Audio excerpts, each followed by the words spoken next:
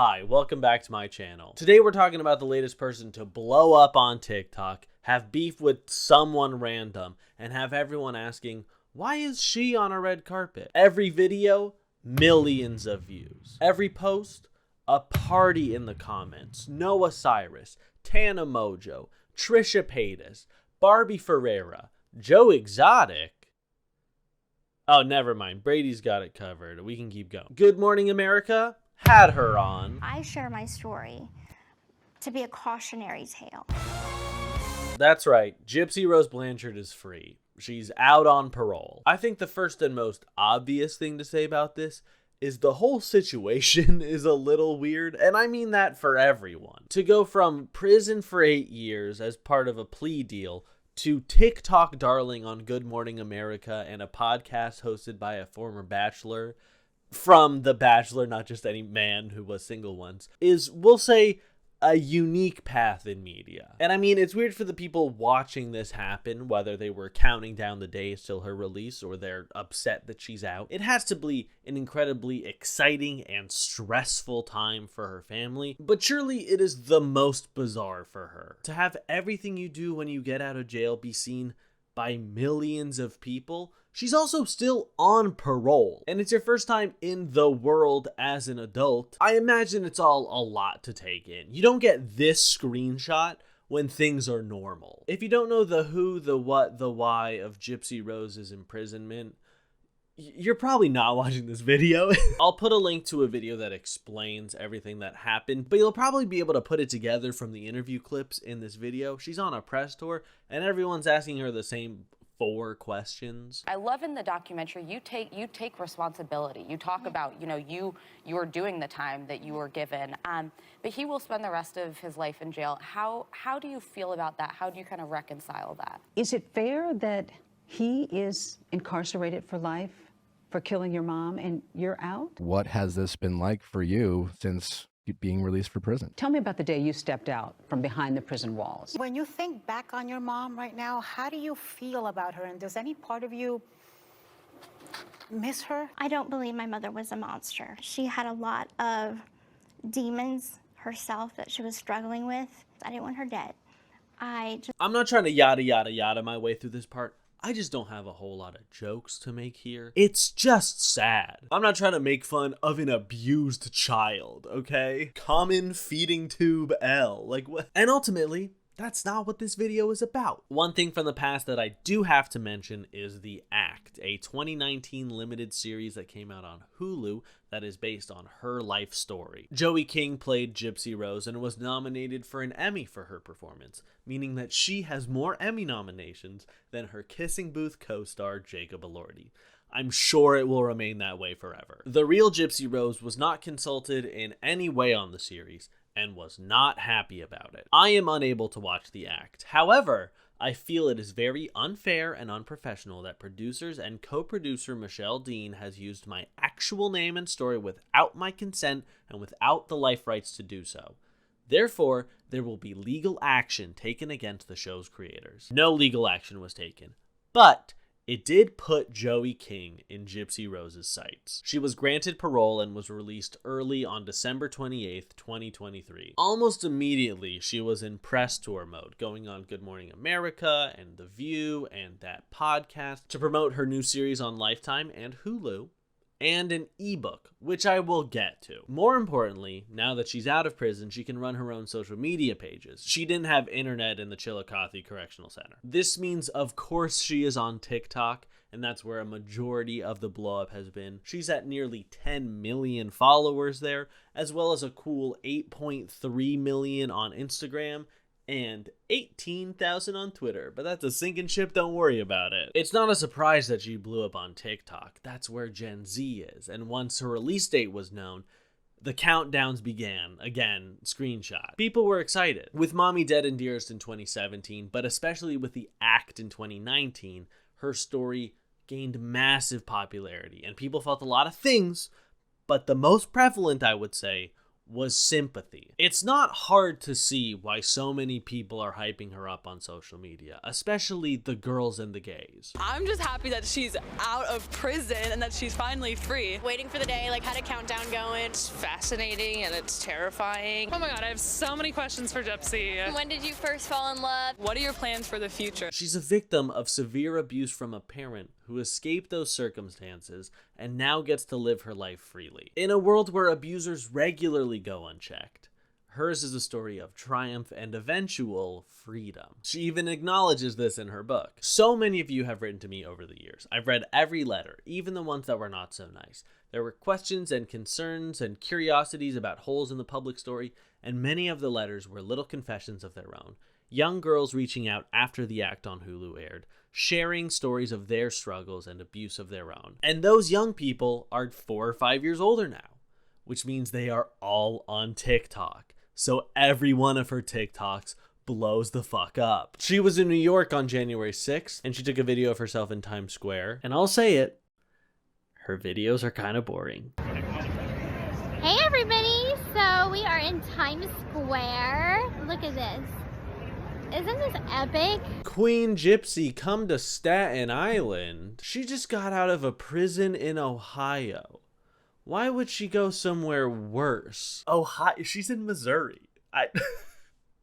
She's in Missouri because she's going to go to the Kansas City game. Because Kansas City's in Missouri. Her account was hacked, so she made a video saying, hey, don't hack my account. Hey y'all, so my TikTok was just hacked.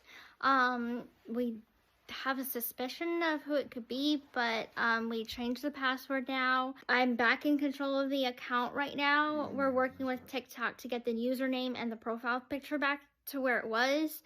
So don't freak out just yet. I am back in control.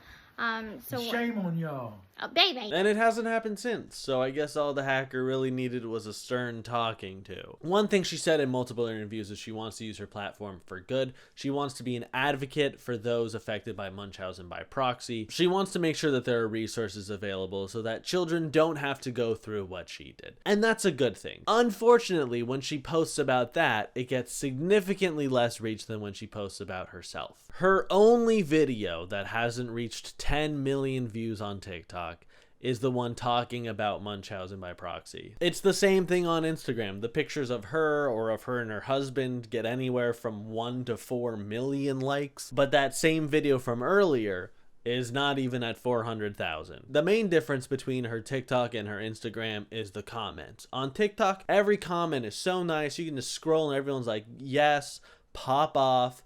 We're so happy you're out. But on Instagram, her reception has not been so positive. Bro, she killed her mother and y'all supporting it, SMH. Have you met Gen Z? They all hate their parents. We don't care, you killed your mom. Or is this a message of support saying, we don't care you killed your mom? I'll never know.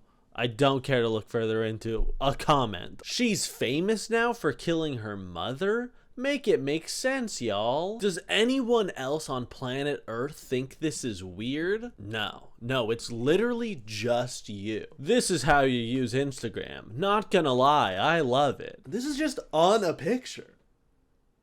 Why are there 12,000 likes on this comment? It's not like this is wrong. This is how you use Instagram. It is a photo sharing social media. Or maybe this person has only ever seen Reels since Instagram started pushing those really hard, and this is the first static image they've ever seen on the app. They're like, oh hell yeah, now I can get behind this. It feels like 90% of the comments are either, yes mama, boots, she served time and now she's serving cunt, or am I the only one who thinks it's weird that she was in jail and now she's famous? Is it just me?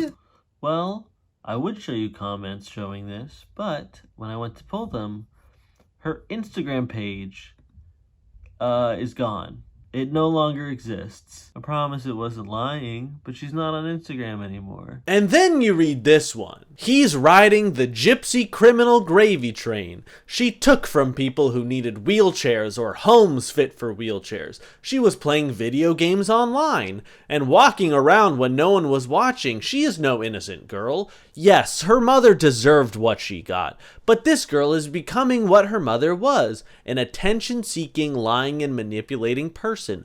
We are all supposed to believe her story when she lies daily? Sorry, this is awful. And you try to put together like the worldview of this person, you're like, okay, so the murder was good. Being told you need a wheelchair and then using a wheelchair, that's bad. She is no innocent girl, yeah. That's why she went to jail for 8 years and is on parole right now.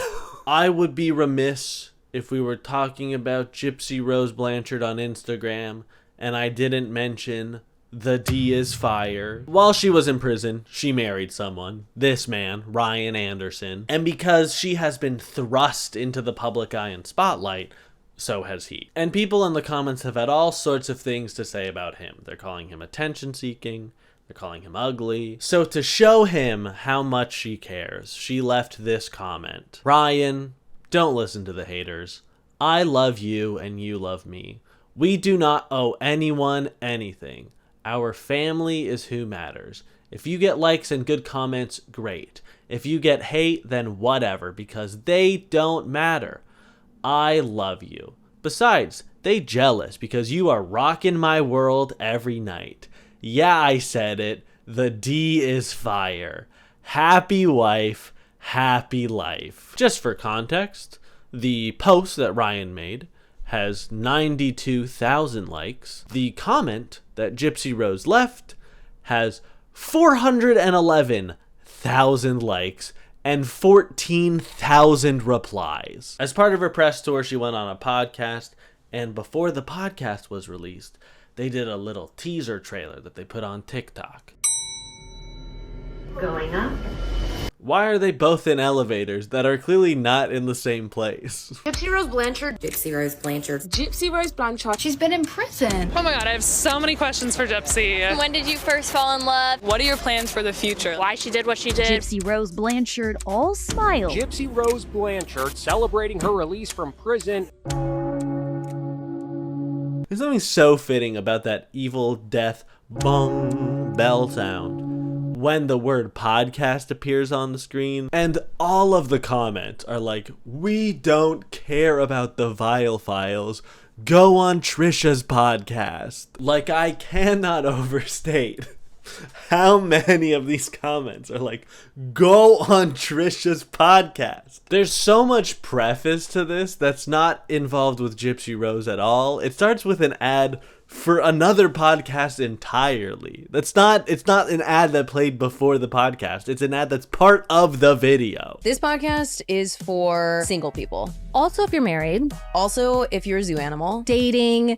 Married, single, thinking about dating. Married and thinking about dating. Whoa. I don't know about that, but this podcast is for everyone. And once the ad for another podcast is done, we go straight into the ad portion of this podcast. The ad portion is done, and we can finally start talking about the podcast. We're still not in the podcast yet. This is all preamble. They talk about some dude caught up in a pregnancy scandal coming a lot. For those of you who don't know who Clayton Eckhart is, he was a former bachelor a couple years ago and recently has been in the midst of a paternity scandal. We let Clayton come. Clayton is with us for 2 full hours on Thursday, and he comes. Yeah, I'm sure he did. That's how he got in the scandal in the first place. It is a bizarre, fascinating story, riddled with We gotta wait until we're 7.5 minutes in before the podcast begins in earnest. I just feel like when you know an episode is gonna do well and you're gonna get a lot of new people to the podcast. First of all, I just want to say welcome to, I'm assuming, a lot of new people tuning into our show, obviously to hear Gypsy and Ryan. The goal is to get them the thing they want as quickly as possible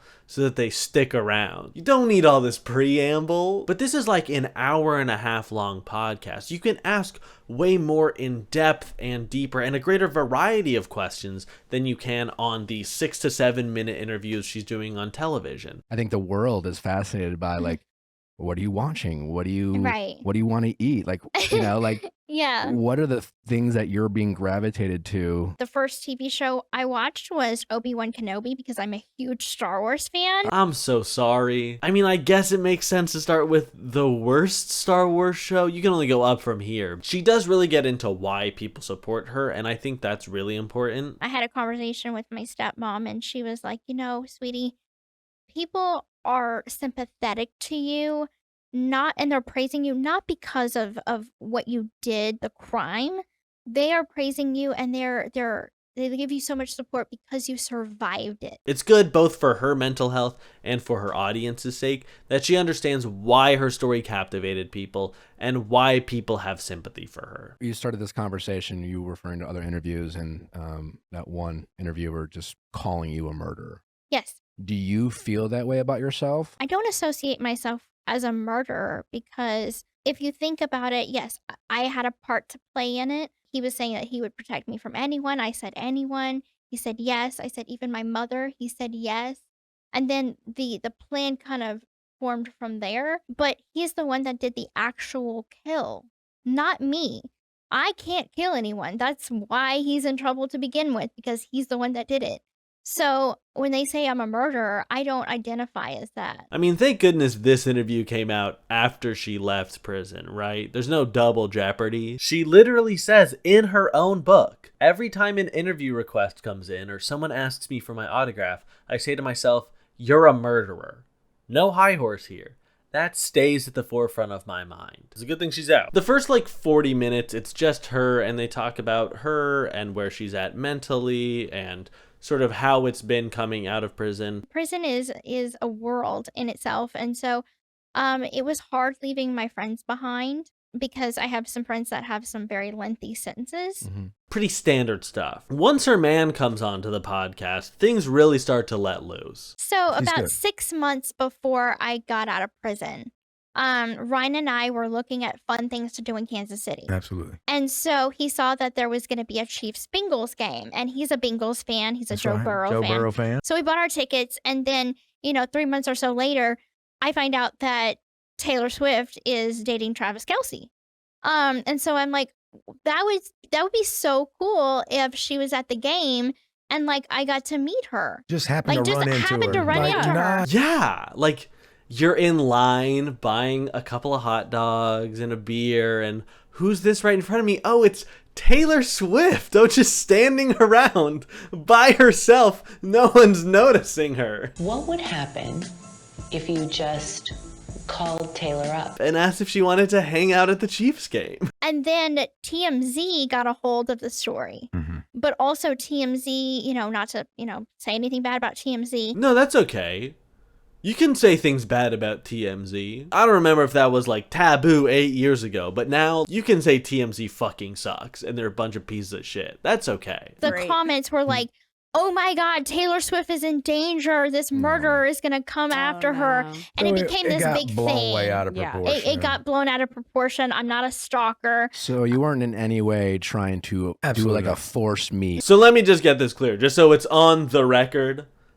You don't want to murder Taylor Swift? No, not at all. Not at all. I was just like, that would have been cool if we would have ran into her. Then she talks about her ex-fiance, Ken, not the Academy Award nominated one. This one is truly just Ken. The day that I got out of prison, Ken texted my stepmom and was like, hey, what's up?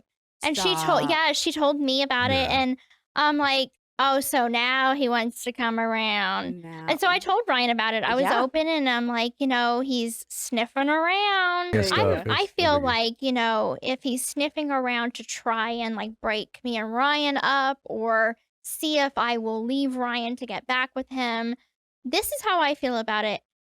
If you're not going to be there at my worst, you do not deserve me at my best. I mean,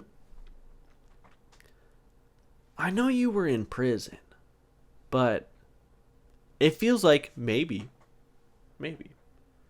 there was some other time when you were at your worst. I don't know. Again, I don't know your life. I'm just saying. He still has my stuff. He has stuff of mine, old pictures and stuff that I sent to him. And so I've asked him to just ship my stuff to my stepmom, and then I can get it from her. And he's like, No, I still have all that stuff, but like, You can come get it. you can come get it. Yeah, like he's holding I'm like, her stuff no. hostage, and I just think he's a dumb motherfucker. I like to imagine her ex in a "You Are Knuff" hoodie watching this episode going, "Hey buddy, it's gonna be all right. It's gonna be okay." They talk so much about therapy in this episode. You've talked about the importance of therapy. Therapy, therapy. Therapy, couples therapy. Yeah. Therapy. Therapy, Couples therapy, couples therapy, couples therapy, couples therapy. Therapy. couples therapy, couples therapy, therapy. Oh, absolutely. And how it's been good for gypsy-rose, how it's been good for Mr. and Mrs. Vilefile, and how important it is overall. And to do all that, and have your podcast sponsored by BetterHelp. This episode is brought to you by BetterHelp. Is that the therapy that you're doing? I hope it's not. Oh, and then after that you have a DraftKings sponsorship? Oh, hell yeah. These guys rock. I think, to me, life is about choices. A fan of Prince Pete Davidson. They take a call from a viewer. It's a segment on the show. And this woman is describing her husband as the horniest man on the planet. I'm 35 and I'm scared I cannot keep up with my husband's sex drive. Within the last 2 months, it's been like a complete 180 in regards to his initiating sex, his wanting sex, basically his sex drive, right? That wanting it every single day almost. And he's been wanting to go again after he finishes. And this is completely different than the way it used to be. When I talked to him about it and asked him, like, what's going on, like, why the sudden change, he expressed it to me that even, like, masturbating isn't doing it for him anymore. Like, he just needs the vagina. They actually get into the weeds a little and what emotional cheating actually means. Cole. Was there a moment where he met someone and was doing some kind of emotional cheating? Right. Yeah. There's a woman he worked with. This happened after we had our first child. So we were in a weird place as it was, because that first year having a kid, it's like crazy. So we were in a weird place. There was a woman at his job who made it very clear that she was interested. And he left the door wide open, did not shut it down. But like every other relationship podcast, the final piece of advice is just talk to your partner. Either way, it just comes down to you communicating with him. And it's really important that you share the things that you worry about and the things that bother you. And how he responds to that matters. And I'm not trying to rag on these guys. 9 times out of 10, that is the solution to problems in a relationship. And still, it's so hard to do just as people. It's so hard to tell people how you feel, but it's always the secret solution. We get a few more plugs and then the podcast is over, leaving us with one more thing to discuss. Her book. This is not it. This is about 3 times as long as her book is. And she wrote an ebook. It's only available online. But this felt like a better representation than if I went, we got to talk about her book. It's a quick read. It's 120 pages, but there are a lot of line breaks. The ebook isn't just a product in and of itself. It also serves as promo for her memoir, which is coming out at some point this year. The book is made up mostly of phone calls between gypsy-rose and the other co-authors, but there are pictures and drawings and some little paragraphs that act like asides to help supplement the conversations that are being had. This is my favorite picture just because the hand is labeled "my hand." You didn't have to do that. Have some confidence. I know people say hands are tough to draw. You knocked it out of the park. You didn't need to label it. I'll be honest. I thought the first 3 chapters were pretty boring. She talks about trust and family and God, and if it weren't for this video, I would have stopped reading. Midway through chapter 3, she talks about practicing Wicca, and I was much more interested than I was before. She starts having nightmares where she's dreaming, and then she wakes up from the dream, still in the nightmare. It's very Inception, except I don't know if Inception had demons. I had a nightmare that I was asleep, lying on my back in my bunk in the dark, and I felt something on my chest. In the nightmare, I woke up to a dark figure tearing open my chest and eating my heart. When I woke up from the nightmare, I was in the same position I had been in the dream. I felt paralyzed and frightened with the lights off. When I closed my eyes, the scene from the nightmare reappeared in my awake state. The demon was there. When I opened my eyes, it would disappear. And then from there, she turned to Christianity, and everything's cool now. There's no more demons in her life. Literal demons, I guess. She was born a Catholic and has been baptized 7 times, which would be a funny loophole to doing your 7 sacraments. Just if there's something you don't want to do, have an old guy dump some water on your head, and you'll be good to go. That's chapter 3. Chapter 4 starts with an absolute banger of a quote. Am I even an actual person, or am I just a character? Me, musing on my tablet from the Chillicothe Correctional Center. Call me Link the way I'm musing at my tablet. I didn't dream of things like going on American Idol or landing a big feature role playing another person like Joey King did. She had to get at least one good jab in, right? Nothing too mean, just a little sand in the eyes. I'm gonna bet that if she does write another book after her memoir, it will be a romance novel. There are some parts of her writing that just feel so book talk. I've never been passionately or tenderly made love to before, but I am reassured that you are the kind of man who will take his time on me. The more he praised me for a good job after sucking a dildo he had ordered from Japan, the more I believed he loved me. Tell me that's not from the book where the dedication reads, leans in to whisper in your ear, aren't you such a good girl?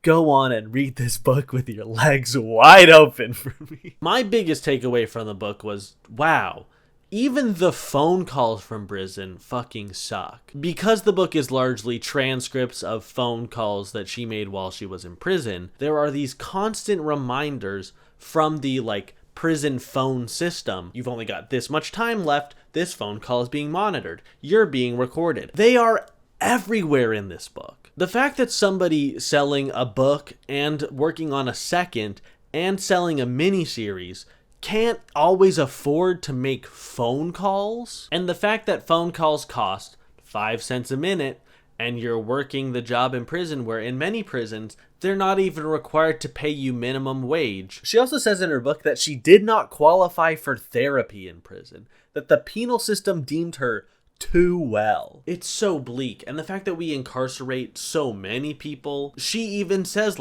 she was in prison, not in jail, and there's a difference there. It's the end of the book really falls apart, and I mean after the acknowledgments. Because of the way the book is formatted, Melissa Moore's photo goes under gypsy-rose's author bio. The book ends with a link to sign up for the Gypsy-Rose newsletter, and the link does not work. It's an ebook. It's been out for almost a month.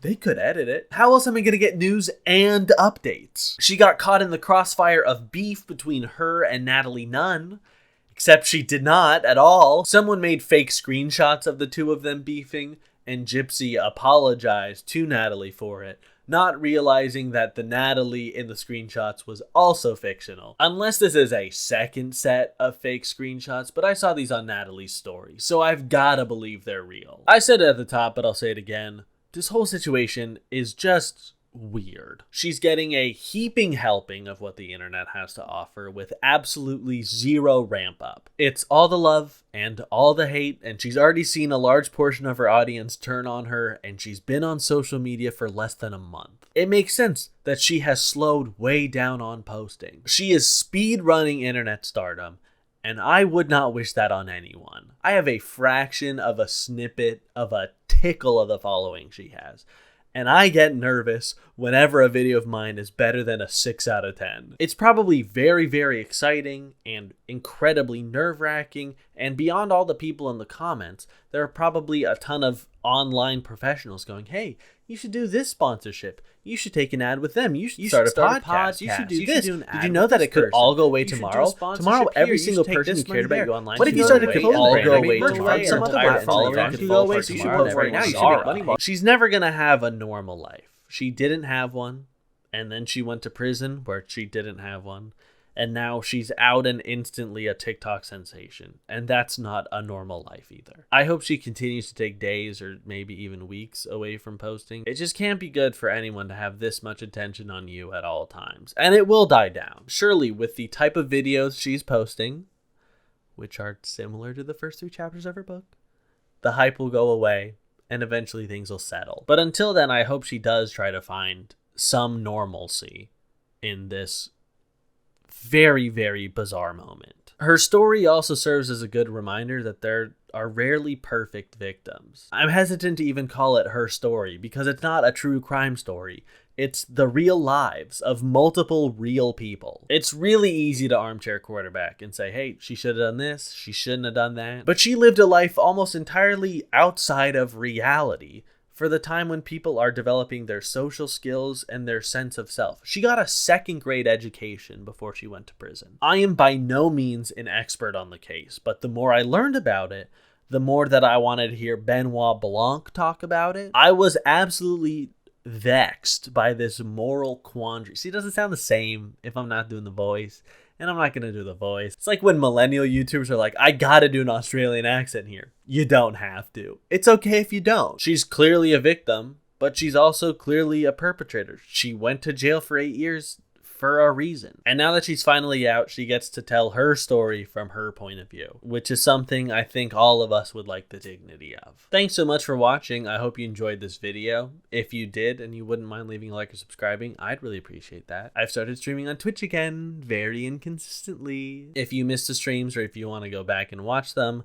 there's a gaming channel now, Harry Games Miller. I'll leave a link in the description. Yes, I did film parts of this video on a different day. I just put this sweater in the laundry because I'm a big boy and I can do that. Again, thank you very much for watching. It does mean a lot to me. And hopefully I'll see you in the next one. Bye-bye.